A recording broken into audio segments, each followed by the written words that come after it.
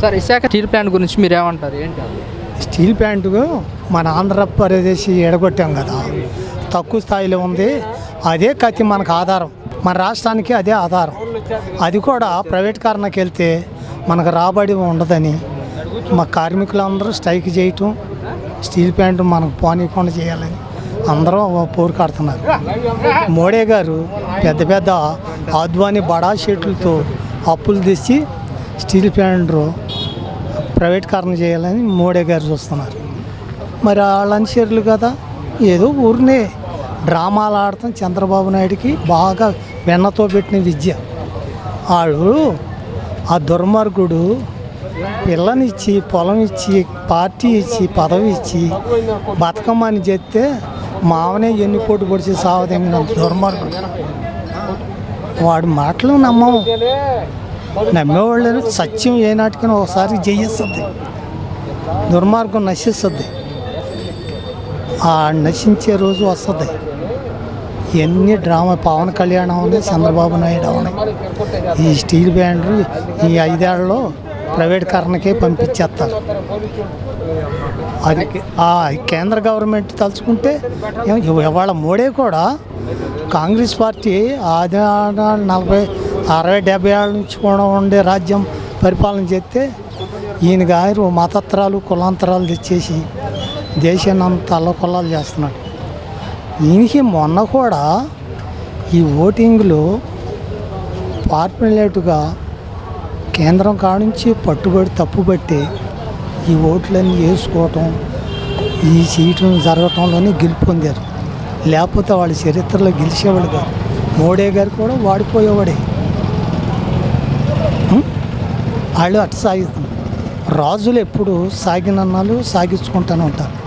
మొన్న 10 రోజులు 20 రోజులు విజయవాడలో ఘోరమైన ప్రమాదంగా అల్లాడిపోయి జనం 60 మంది 70 మంది చచ్చిపోతే వాళ్ళకి ఏదో మంచినీళ్ళు దాహం పోయాల్సి ప్రాణాలు నిలపాల్సిన మనిషి ముఖ్యమంత్రి గారు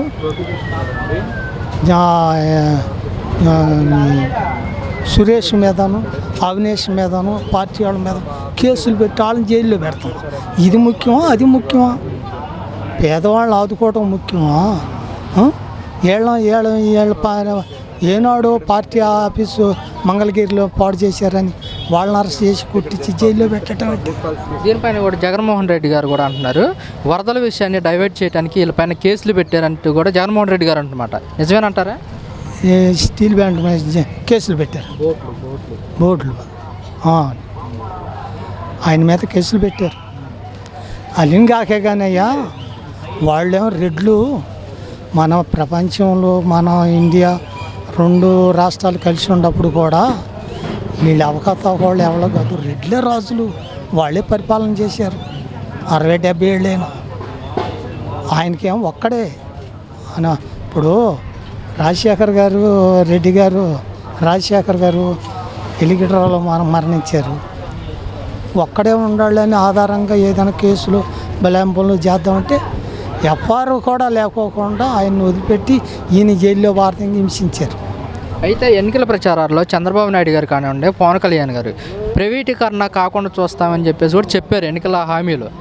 ఎందుకని మాట్లాడరు. కూటమి ఉంది కదా, కూటమి ప్రధానమంత్రి. మరి ఆయన అనుచరులు ఉండకపోతే ఆయన 35,000 కోట్లు ఇస్తాను అమరావతికి, పోలవరం ప్రాజెక్టు కట్టుకుని నేనే కట్టిస్తాను, మీరైతే ఏటీఎంలా తీసుకుని వాడుకుంటున్నారు అని వాగ్దానం చేశాడు. ఆ 35,000 కోట్లు అమరావతికి చాలు. అమరావతి చుట్టూ వేల ఎకరాలే వాళ్ళకి. ప్రస్తుతం అసలు ప్రజలు నాశనం అని, భూకంపం రాని, తుఫాన్ రాని చంద్రబాబు నాయుడు అమరావతి కట్టాలి. వాళ్ళ పొలాలన్నీ వాళ్ళకి స్వాధీనంలో చేసుకోవాలి. అది ఒక్కటి తప్పితే ప్రజల్లో ఏ నిర్ణయం చంద్రబాబు నాయుడికి లేదు, ప్రజల గురించి లేదు.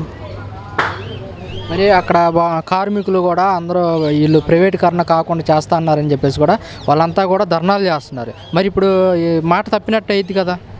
మాట తప్పడం అంటే ఒకటయ్యా, అంతకుముందు ఎలక్షన్ ముందు ఓరావోరీగా ఎవరు అభిమానులు వాళ్ళు ఉంటారు. 100 మంది పేదవాళ్ళు ఒక్క ధనవంతుని ఏం చేయలేరు. వాళ్ళు అంటానికి అధికారంలో ఉంది అంటారు కానీ మోడీ గారు కేంద్ర గవర్నమెంట్లో ఆయన ఏది చేయగలిగితే అదే చేసేస్తాడు, అదే జరుగుద్ది.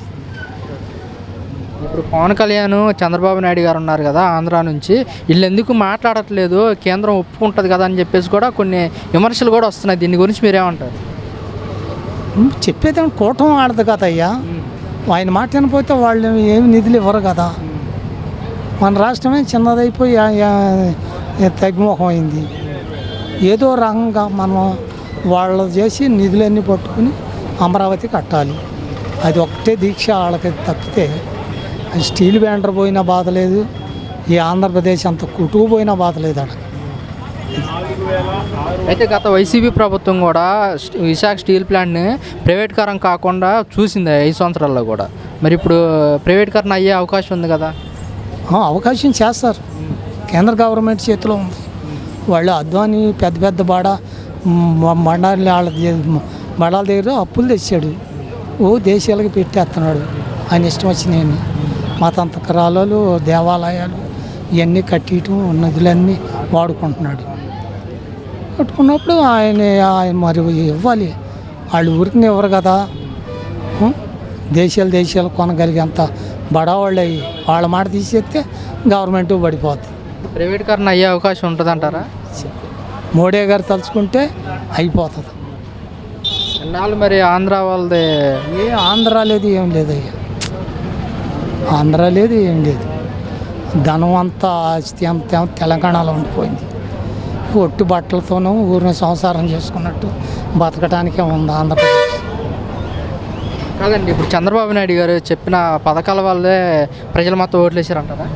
చంద్రబాబు నాయుడు చెప్పిన పథకాల వల్లే ప్రజలు మొత్తం ఓట్లు వేసారంటారా? అయ్యేం కాదయ్యా, ఆడు ఆది కాలం నాటి నుంచి కూడా ఎన్టీ రామారావుని మోసం చేసి కాడి నుంచి కూడా చంద్రబాబు నాయుడుని ఏ ఒక్క మానవుడు నమ్మడు. నమ్మినవాడు వాళ్ళకి భుజాలు కాసేవాళ్ళల్లా వాళ్ళ స్వార్థపరులు, వాడుకుని వాళ్ళ అవకాశాలు చూసుకున్న వాళ్ళు తప్పితే నీతి నిజాయితీగా నాడికి ఉండేవాడు ఎవడో లేడు. అంత మోసకారి, అంత దుర్మార్గుడు. నేను పక్కా ఎన్టీ రామారావు పార్టీ చిన్న వయసు 15 సంవత్సరాలు వయసు నుంచి కూడా రామారావు గారు అంటే ఇష్టం. ఆయన పార్టీ పెట్టినాక బాగా ఉండేది. అలాంటి ఆయన్ని ఆ దుర్మార్గంగా మరి ఓడిపోయి కూడా మళ్ళీ భార్యని ఎమ్మట పెట్టి కూతుర్ని తీసుకురమ్మని చెప్పి పార్టీలో పెట్టుకుని చేర్చుకుని ఇవన్నీ చేస్తే నమ్ముకున్న మావనే ఆడేం ప్రజానాయకుడు అవుతాడు? ఏం ప్రజానాయకుడు అవుతాడండి? ప్రజలనే మేలు చేసేవాడేనా? అది ఎలా అమరావతి కట్టేసి కొడుకును ముఖ్యమంత్రిగా మనిపేసి సచ్చినా పర్వాలేదని ఊహించుకునే మనిషి. మొత్తం చేసేది అమరావతి కోసమేనంటారా? అంతే. విశాఖ గురించి జగన్ గారు హామీ ఇచ్చాడు, విశాఖ ఏరియా వారికి ప్రైవేట్కారం కానివ్వను అని. అక్కడ ఒప్పందాలు కూడా అయినాయి వారితో కూడా.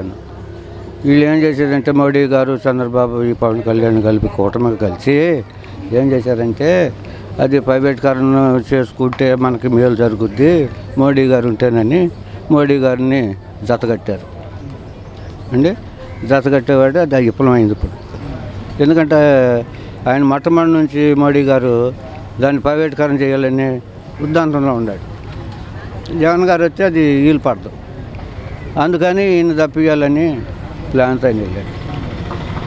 పథకాల వల్ల నిరుపేదలంతా బడుగు బరిగిన వర్గాలల్లా ఆయన మీద ఆధారపడే బతికారు ఇప్పుడు వరకు. ఆయన 5 సంవత్సరాలు ఎవరి మీద? ఈయన గారు జగన్ గారి మీద ఆయన ఆగిపోయినాయి. ఈయన గారు వాళ్ళు కానీ హామీలు ఇచ్చిపోయాడు. అటువరకే 106 హామీలు ఇచ్చాడు, ఏది కాల. అయినా కానీ మబ్బి పెట్టి మోసం చేసి గెలుచుకున్నారు. వీళ్ళు గెలుచుకున్నాకైనా కానీ కాదు, మొన్న జగన్మోహన్ రెడ్డి గారు కూడా అంటున్నారు ఓక జగన్ జగన్ జగన్నామం అని పడుతున్నారు. భజనే సరిపోతుంది వాళ్ళకి. ఎంతసేపు జగనే కానీ ఇంత వచ్చిందా, వరద వచ్చిందా, వీళ్ళు ఫసలకి ఏమన్నా నూకలు ఇద్దాం, నీళ్ళు ఇద్దాం, పాలు కూడా అమ్ముకుంటాం. 150 రూపాయలకి పాల ప్యాకెట్లు అమ్ముకుంటాము. వాళ్ళకైనా సరిగ్గా ఇచ్చారా? దాంట్లో వార్డులు ఇచ్చినప్పుడు ఏమైంది? ఇప్పుడు ఈయన వాలంటీర్లు పెట్టాడు. అట్టగా వాలంటీర్లు ఉంటే ఎవరు బజారు వాళ్ళు ఇచ్చుకునేవాళ్ళు. ఎవరి మనుషులు వాళ్ళు పెట్టుకుని వీళ్ళు పడవలు వేసుకుని సినిమాలో మాదిరిగా ఇట్లా ఎగరేసుకుంటా ప్యాకెట్లు ఎత్తే నీళ్ళపాలే కానీ నువ్వు ఎవరి చేతికిచ్చా ఎవరి చేతికిచ్చావంట బయట నీళ్ళపాలేని కానీ సక్రంగా నువ్వు మనుషులు పెడితే ఈ వీధికి పెడితే ఎందుకంత వాళ్ళకి కాదు. ఇదే పరిస్థితుల్లో వాలంటీర్ వ్యవస్థ కనుక ఉంటే ఎలా ఉపయోగం? ఎలా ఉండేవంటే సేఫ్టీగా ఉండేది, ఏ క్లాస్గా ఎవరి దాళ్ళు చూసుకునేవాళ్ళు. కరోనాలో చేయలేదా వాలంటీర్లు? వాళ్ళ ప్రాణాన్ని తెగించి ఇళ్ళకెళ్ళి వాళ్ళు జాగ్రత్త పరిచారు. ఎవరు చేశారు ముందు జాగ్రత్తకి? అదే వాలంటీర్లు కనుక ఉంటే ఇంత నష్టం జరగకుండా ఉండేది. గ్యారెంటీగా నష్టం జరగకుండా ఉండేది. వాలంటీర్లు పెడతా, వాళ్ళకి 1000 రూపాయలు కాదు 10,000 రూపాయలు ఇస్తా. ఎన్ని వాగ్దానాలండి అది వరకు చూశారు కదా. వాళ్ళకి ఇలా ఈ వాగ్దానాలు చేయడు చెందడు అనేది తెలిసినా కానీ వీఎంలు మోసం చేత గెలతమే. కానీ ఇది ముమ్మాటికైనా ప్రజలతో చేసిన గెలతమేం కాదు. ముమ్మాటికి నాకు తెలిసిన అనుభవంతో నేను చెప్తున్నా. స్టీల్ ప్లాంట్ విశాఖది అక్కడ కార్మికులు కూడా ధర్నా చేస్తున్నారు, ఆందోళన చేస్తున్నారు. మొదట్లోనేమో మాకు ఇచ్చిన హామీని నెరవేర్చలేదంటూ కూడా అక్కడ కార్మికులు చెప్తున్నారు. ఏమంటారు మీరు? అక్కడ కార్మికులు చెప్పిన దానికి జగన్ గారు హామీ ఇచ్చి వచ్చాడు ఇంతవరకు. నీదేం వెళ్ళకోకుండా చేస్తాను, ప్రైవేట్ కారం చేయకుండా చేస్తాను అని అన్నాడు. అనేపాటికి ఇది ప్రైవేట్ కారం చేస్తాడు వస్తే అదొక ఆలోచన వాళ్ళు. ప్రైవేట్ కారం చేస్తాడు, దాన్ని కూడా మనం చేజిక్కోవచ్చు అనే కుట్ర దాంట్లో భాగం. అక్కడ కార్మికులు ఏమంటున్నారంటే ఇప్పుడు ఎన్డీఏ గవర్నమెంట్ అధికారంలో ఉంది కదా, పవన్ కళ్యాణ్ కానివ్వండి చంద్రబాబు నాయుడు గారు కానివ్వండి మాకు మాట ఇచ్చారు, ఇచ్చిన మాటను ఎందుకు నిలబెట్టుకోవట్లేదు అంటూ కూడా చేయమని ఇప్పుడు ఈయన పని నేను చేస్తానని ముగ్గురు కలిసారుగా, కేంద్రం కూడా కలిసిందిగా. ప్రైవేట్ కారం చేయకుండా చేయమను, మోడీ గారిని చేయమను. ఎందుకని అడ్డుకోవట్లేదు అంటారు? ఎందుకని అడ్డుకోండి లాభం అది. ఇప్పుడు పోలవరం దానికి ప్యాకేజీ అని పేరు పెట్టిన ఆయనే వాళ్ళలో కలిసాడంటే ఏంటి దానికి? వాళ్ళలో కలిసాడు, వాళ్ళు అంతా ఒకటే. ఏటీఎం అని చెప్పాడుగా ఒకప్పుడు. ఏటీఎం అని చెప్పిన ఆయనే మళ్ళీ ఏటీఎంలో కలిసాడంటే ఇది పెద్ద ఏటీఎంగా ఏమండి? ఏటీఎంలు 3 కలిసినాయి. ఇప్పుడు చేయమని చూద్దాం. ఎవరైతే చేతమేగా ప్రజలకు కావాల్సిందే. ఎందుకని దాని గురించి కూడా పట్టించుకోవట్లేదు అంటే మీరేం చెప్తారు? ఎవరు పట్టించుకోవాలంటే వాళ్ళు పట్టించుకుంటారు, వాళ్ళు పట్టించుకోవాల్సిన పనే లేదు. ప్రైవేట్ కారం చేస్తేనే వాళ్ళకి లాభం. అప్పుడు మరి అక్కడ కార్మికులు కానీ అందరూ నష్టపోయే అవకాశం ఉంది. నష్టపోతే ఆయనకే. ఇప్పుడు వరలో నష్టపోయారు, 60 మంది చచ్చారు, ఇంకెంత లక్షల మంది చస్తారు. చస్తే ఆయనకైనా ఒక కుర్చీగా కావాలి. మరి వైసీపీ కూడా సంఖ్యాబలం ఉన్నా కానీ ప్రైవేటీకరణ కాకూడదని కూడా అప్పుడు ప్రభుత్వంలో అడ్డుపడింది వైసీపీ. అడ్డుపడింది ప్రైవేట్ కారం కాకూడదని. అదే పట్టుదలతోనే ఉండేది. వచ్చినట్టయితే ఆ పని మీదే ఉండేవాళ్ళు. ఉండటానికి చేయి జారిపోయింది. మరి మేమేం చేస్తాం? ఇంకా ఆయన చేయటానికి వీళ్ళు కాదు. ఆయన ఏం చేస్తాడు? ఆయన మాట లెక్క చేయరు. ప్రతిపక్షంగా ఉన్నాడు కదా, ప్రతిపక్షం కూడా లేదు, చాలదు. అయితే అక్కడ వాళ్ళు కార్మికులు ఏమంటున్నారంటే అక్కడ కార్మికులు ఇప్పుడున్న చంద్రబాబు నాయుడు గారు కానివ్వండి పవన్ కళ్యాణ్ గారు కానివ్వండి కేంద్ర ప్రభుత్వానికి అనుకూలమా లేకపోతే వ్యతిరేకమా అంటూ కూడా వాళ్ళు చేస్తున్న కామెంట్.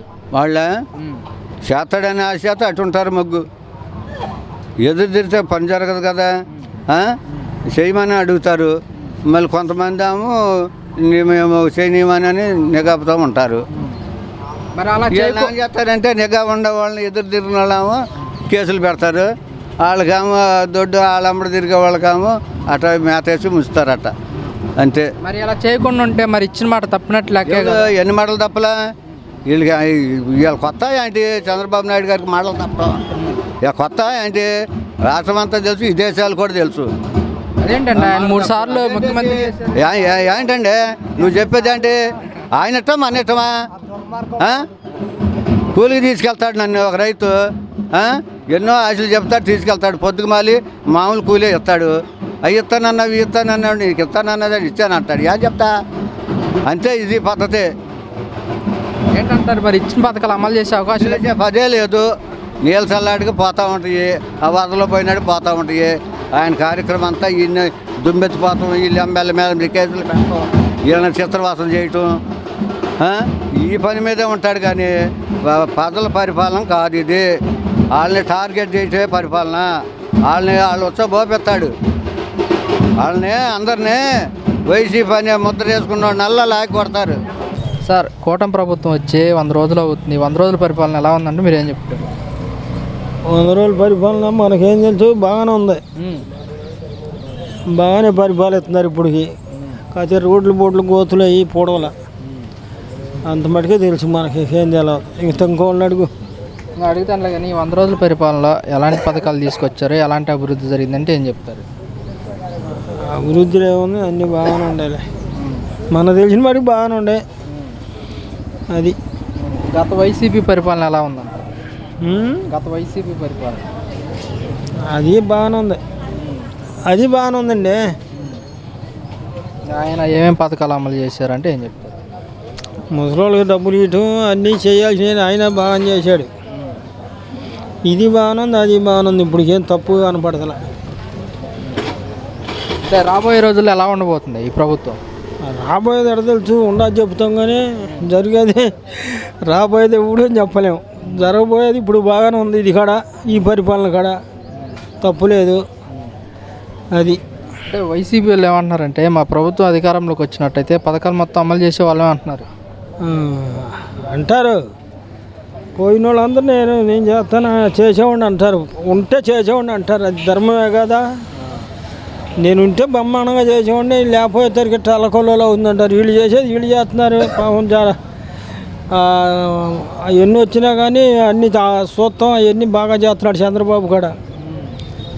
వెళ్తున్నాడు, నిద్ర లేకుండా తిరిగాడు మొన్నటిదాకా. బాగానే చూస్తున్నాడు, తప్పేమీ లేదు. ప్రభుత్వం వచ్చి 3 నెలలు అవుతుంది. ఒక పింఛన్ ఒకటే అమలు చేశారు, అన్నా క్యాంటీన్లో విడుదల చేశారు అంటూ కూడా వైసీపీ అంటున్నమాట. చేశారు, అన్నా క్యాంటీన్ చేశారు. చేయాల్సినవి కొన్ని చేస్తున్నారు. ఇంకా చేస్తాం అంటున్నారు. చేస్తాం, మేము చేసి చూపిస్తాం, రోడ్లు పోతాం, అన్నీ చేస్తాం అంటున్నారు. అయితే నిండు అసెంబ్లీలో చంద్రబాబు నాయుడు గారు నాకు ఈ పథకాలు చూస్తుంటే భయం వేస్తుంది, రాష్ట్ర ప్రజలందరూ కూడా అర్థం చేసుకోవాలి అని చెప్పేసి అంటున్నారు. చేద్దాం అనుకుంటే చేస్తాడండి. చేసే మనిషి అయినా చేస్తానుకున్నాడు. పోర్చుకోవాలి, తను నిదానంగా చేస్తానుకున్నాడు. అది మరి పథకాలు ఇవ్వడంలో లేట్ అవుతుంది కదా, ప్రజలు మరి వ్యతిరేకించే అవకాశం ఉంది కదా. వచ్చినాక ఇస్తాడు, నిదానంగా ఇస్తాను అన్నాడు. లేట్ అయితే ఎట్ట, ఇంతలోనే ఏం పోయింది, తొందర ఏమొచ్చింది. వాళ్ళు 5 సంవత్సరాల ఒక రోడ్డు మీద చేరాడు, మట్టిపోయిలా. ఇవాళ అన్నీ చేస్తున్నాడు, కొంత నిదానంగా చేస్తాడు. 3 నెలల్లో ఏమైంది, ఇంతలోనే తేడా అంటున్నారు కొందరు. సార్ ఎన్డీఏ గవర్నమెంట్ వచ్చి 100 రోజులు అవుతుంది. 100 రోజుల పరిపాలన ఎలా ఉందంటే ఏం చెప్తారు? 100 రోజుల్లో చేయటానికి ఏమంటుంది చెప్పుకోవటానికి? 100 రోజులు చేయటానికి ఏదన్నా 6 నెలలు సంవత్సరం గడిస్తే కానీ అది దాన్ని చేయటానికి మనం చెప్పుకోవడానికి కూడా బాగుంటుంది. అయితే గత వైసీపీ పరిపాలన ఎలా ఉందంటారు? వైసీపీ పరిపాలన అంటే పథకాలు అవన్నీ బాగానే ఇచ్చారు, బాగానే చేశారు. కాకపోతే రాష్ట్ర అభివృద్ధి మటుకు ఏం పట్టించుకోలే. రోడ్లు పోయలే, పరిశ్రమలు ఏం చేయలే, ప్రాజెక్టుల పనులు ఏం చేయలే. అవన్నీ అపణ వదిలేసి ఈ పథకాలు ఇచ్చేసి రాష్ట్రాన్ని అటు వదిలేశారు. అయితే వైసీపీ అన్నమాట ఏంటంటే మా ప్రభుత్వం అధికారంలోకి వస్తే పథకాలు అమలు చేసే వాళ్ళమే ఇలా అని చెప్పేసి మాట్లాడుతున్నాం. పథకాల వరకు ఇచ్చి రాష్ట్రాన్ని వదిలేస్తే సరిపోద్ది అండి. రాష్ట్రానికి కావాల్సిన పనులు ఏమి ఉండవా? రాష్ట్రాన్ని ఏదో కూడా పని చేయాలిగా. రాజధాని అనో, పోలవరం అనో, ఇంకా పరిశ్రమలను ఏవి ఒకటి ఉండాలిగా. ఏమీ లేకుండా పథకాలు ఇచ్చుకొని పోతే రాష్ట్రం అయిపోద్ది, ఏమీ లేకపోతే. అయితే చంద్రబాబు నాయుడు గారు కూడా పథకాలు చెప్పారు, ఇంతవరకు 3 నెలలు అవుతుంది వచ్చి ఏమీ నెరవేర్చలేదు అంటూ కూడా వైసీపీ అంటున్నమాట. నెరవేర్చలే, వచ్చి 3 నెలలు అవుతుంది కదా. వాళ్ళు ఇంకేం నెరవేర్చలే. చేయడానికి కూడా వాళ్ళకి ఇంకా లేట్ అవుతుందని చెబుతున్నారు. కానీ వాళ్ళు మరి రాష్ట్రాన్ని అభివృద్ధి చేసి చూపిస్తాను అన్నాడు. చేస్తే అది కొన్ని పథకాలు ఇవ్వకపోయినా పర్వాలా, అభివృద్ధి చేస్తే. మరి పథకాలు ఇవ్వకపోతే ప్రజలకు మరి వ్యతిరేకత వచ్చే అవకాశం ఉంటుంది కదా, పథకాలు ఇవ్వట్లేదని. అది ఇవ్వట్లేదని ఇచ్చారని తెలుసుకున్న వాళ్ళు తెలుసుకుంటారు. ఎందుకు ఇవ్వలేకపోయాడు, ఎందుకు ఎత్తున్నాడు, ఎంతవరకు ఎత్తున్నాడు కొంతమంది తెలుసుకుంటారు. దాన్ని అయితే వైసీపీ ఏమంటుందంటే చెప్పలేని పథకాలు ఇచ్చేసి ఇప్పుడు తీరా వచ్చేసరికి పథకాలు ఇవ్వట్లేదని చెప్పేసి వైసీపీ విమర్శిస్తుంది. ఆయన మంచి పనులు చేస్తే కొన్ని ఇవ్వకపోయినా పర్వాలా. అది మరి వైసీపీ ఎందుకని ఇలా విమర్శిస్తుంది అంటారు? ఎవరికి అనుకూలంగా వాళ్ళు మాట్లాడుకుంటారు. ప్రతిపక్షం ఉన్నాక ఎవరికి అనుకూలంగా వాళ్ళు మాట్లాడుతూ ఉంటారు కదా.